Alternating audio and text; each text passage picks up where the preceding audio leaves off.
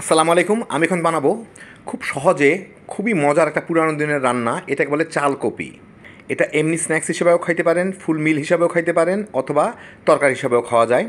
তৈরি করা খুবই সোজা, খাইতে দারুণ মজা। তো আসেন দেখি শুরু করা যাক।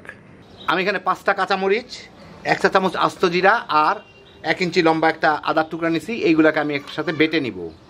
আমি এখানে একটা কড়াইয়ে 3 টেবিল চামচ তেল গরম করে তার মধ্যে কিছু আলু আর ফুলকপি আমি এভাবে কেটে নিছি। দেখেন ছোটো ছোটো ডাইস করে নিছি আলুগুলাকে, আর ফুলকপিগুলোকে প্রায় সমান সাইজেরই করে নিছি। এইগুলাকে দিয়ে একটু ভেজে নিব। একই সাথে এখানে একটু হলুদের গুঁড়া তেলের মধ্যে দিয়ে দিই, আর একটু লবণ দিয়ে দিব, তাহলে কালারটা ভালো আসবে। হলুদের গুঁড়াটা তেলের সাথে মিশলে সুন্দর একটা কালার দিবে এটাকে। এই 2-3 মিনিট ভেজে নিব, খালি মিনিট 3 ভেজে নিলাম। এখন এইগুলাকে আমি তুলে নিই। এটা কিন্তু বাদামি হওয়া দরকার নেই, কোনো কিছুই না, জাস্ট একটু ভাজা হলেই হইলো। আবার বেশি ভাজতে হবে না, যাতে একদম সিদ্ধ হয়ে গলে না যায়।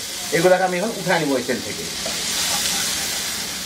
ওই একই কড়াইয়ে এর সাথে আমি আরও 1 টেবিল চামচ তেল দিয়ে দিচ্ছি। এর মধ্যে এখন আমি ফোড়ন দিচ্ছি হচ্ছে 1 চা চামচ আস্ত জিরা, 3-4 টুকরা দারচিনি, আমারটা পাতলা দেখে আমি একটু বেশি দিচ্ছি, আর 2টা দেশি এলাচি মানে সবুজ এলাচি আমি একটু ফাটায় টাটা নিচ্ছি, আর 2টা তেজপাতা। এগুলা দিয়ে একটু নাড়াচাড়া করে নিব, যাতে মশলার গন্ধটা চলে আসে এর মধ্যে, গরম মশলা তেলের মধ্যে। আমি চুলার জালটা এখন মিডিয়ামের থেকেও নিচে নিয়ে গেলাম। এখন এর সাথে আমি দিয়ে দিচ্ছি যেই মশলাটুকু আমি বেটে রাখলাম কাঁচামরিচ সহ, সেইটুকু একটু পানি দিয়ে দেই। এর একই সাথে আমি দিয়ে দিই এখানে স্বাদ মতো মরিচের গুঁড়া, একটু হলুদের গুঁড়া। এখন এইটাকে আমি একটু এর সাথে ভুনে নিই। 4-5 মিনিট ভুনে তেলটা ছেড়ে দিলে এর মধ্যে আমি 2টা মাঝারি সাইজের টমেটো কেটে রাখছি ভাবে, ওগুলা দিয়ে এইটাকে একটু ভুনে নিব। সাথে অল্প একটু লবণ দিয়ে দিই, টমেটোটা একটু দ্রুত নরম হয়ে যাবে। 3-4 মিনিট ভেজে টমেটোটা প্রায় একটু নরম নরম হয়ে আসে, গলা গলা অবস্থা। যাই হোক, এর মধ্যে আমি কিছু কিশমিশ আর কিছু কাজু বাদাম দিয়ে দিচ্ছি, দিয়ে একসাথে ভেজে নিব। একই সাথে আধা কাপ মটরশুঁটিও দিয়ে দিচ্ছি, দিয়ে মিনিট 1.5-2 এটার সাথে ভাজবো। এই মিনিট 1.5 ভেজেই এর মধ্যে আমি দিয়ে দিচ্ছি, আমি 1 কাপ চিনি গুঁড়া পোড়া চাল ব্যবহার করতেছি, তো সেই জন্য এখানে 2.5 কাপ পানি আছে। এটা একটু নরম নরম হয়, ভিজা ভিজা হয়, সেই জন্য আমি 2.5 কাপ পানি দিলাম। আর আধা কাপের মতো আমি ধরতেছি এখানে ঝোল আছে। মোট 3 কাপ পানি, 1 কাপ চাল, আর আমার আলু আর ইয়ের জন্য যথেষ্ট হবে, ফুলকপির জন্য। এখন এটাকে আমি বলগে এনে নিব। এই পানিগুলা ফুটে উঠলে এখানে আমি 1 কাপ চিনি গুঁড়া চাল, কালি জিরা দিলেও হয়, যাই হোক চিনি গুঁড়া সস্তা সেই জন্য সেটা দিলাম। ধুয়ে আমি এইমাত্র পানি ঝরায় রাখলাম, মানে এইমাত্র ধুয়ে পানি ঝরায় রাখলাম, এগুলা দিয়ে দিব। এখন আমি এটা 5-6 মিনিট জাল দিয়ে নিব। ফুটে ওঠার পরে চালগুলাও একটু ফুলে উঠবে, পানিটাও শুকায় যাবে কিছুটা, খোলা অবস্থায় জাল দিব। 3-4 মিনিট জাল দিয়ে এদের পানিটাও কমে গেছে, চালগুলো ফুটে উঠতেছে। এর মধ্যে আমি এই ফুলকপি আর আলুগুলা দিয়ে দিব।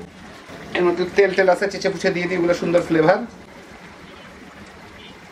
আর লবণ আমি কম দিছিলাম, এখন আলুও লবণ টানবে, সেই জন্য পর্যাপ্ত পরিমাণে লবণ দিয়ে দিব। নুন দিয়ে দিলাম। এখন এটাকে ভালো মতো একটু মিশায় মাঝারি আছে জাল দিই, পানিটা আরেকটু শুকায় যাক, তারপর আমি একদম লোতে নিয়ে যাব। এখন একটু ঢেকে দেওয়া যায়। মিনিট 3 জাল দেওয়ার পরে এটা কিন্তু খুব দ্রুত পানি শুকাইতে থাকে, পানি টানতে থাকে। এই যে দেখেন, আপনার উপরে পানি পানি দেখা গেল, এটা কিন্তু নাড়া দিলে আর পানি দেখা যাবে না।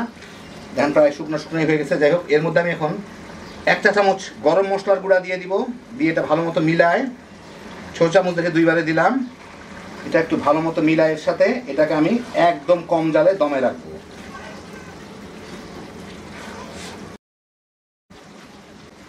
ভালো মতো মিশাই দিলাম। এখন এটাকে ঢেকে আমার চুলার সবচেয়ে কম জালে এটাকে আমি প্রায় 15-20 মিনিট মতো রাখবো। এর মাঝখানে খুব প্রয়োজন না হলে নাড়বো না। 15 মিনিট পরে আমি ঢাকনাটা উঠাই নেই। এখন এর মধ্যে আমি দিচ্ছি 1 টেবিল চামচ ঘি, 4-5টা কাঁচামরিচ দিয়ে এইটাকে একটু মেখে নিই।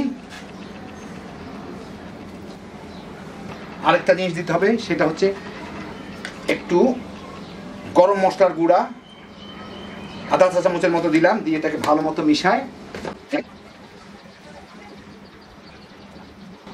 বাস, এখন এটাকে আমি চুলার জালটাকে বন্ধ করে প্রায় 15-20 মিনিটের মতো ঢেকে রেখে দিব, কারণ এটার মধ্যে এটা অলরেডি চালগুলা সিদ্ধ হয়ে গেছে, আর এটার মধ্যে তেমন কোনো পানিও নাই যে আমি শুকাবো। তো ঢেকে রাখলেই আমার বাকি ফ্লেভারটুকু চলে আসবে এর মধ্যে। 10-15 মিনিট পরে আপনাদের একটু বেড়ে দেখাই। এই যে এখন একটু উল্টায় পাল্টা দিয়ে নিই, হয়ে গেল আমার দারুণ মজার চাল কপি। এটা তরকারি হিসাবেও খাওয়া যায়, এটা স্ন্যাক্স হিসাবেও খাওয়া যায়, এটা যেভাবে খাইতে চান না কেন খাইতে পারেন। আমি একটু পরিবেশন করে দেখাই আপনাদেরকে। তো হয়ে গেল আমার দারুণ মজার চাল কপি। এটা এমনি স্ন্যাক্স হিসেবেও খাওয়া যায়, তরকারি হিসেবেও খাইতে পারবেন, ফুল মিল হিসেবেও খাইতে পারবেন। অনেক পুরানো দিনের একটা রান্না, অসাধারণ স্বাদ। যারা একটু ভিন্নধর্মী রান্না পছন্দ করেন একবার বানায় খেয়ে দেখেন, বাচ্চা বড় সবাই মিলে তামা করে খেয়ে ফেলাইতে পারবেন। হ্যাপি জোশের একটা আইটেম। আল্লাহ আপনাদের সবাইকে ভালো রাখুন, সুস্থ রাখুন, নিরাপদে রাখুন। ইনশাআল্লাহ বেঁচে থাকলে আবার দেখা হবে। আল্লাহ হাফেজ।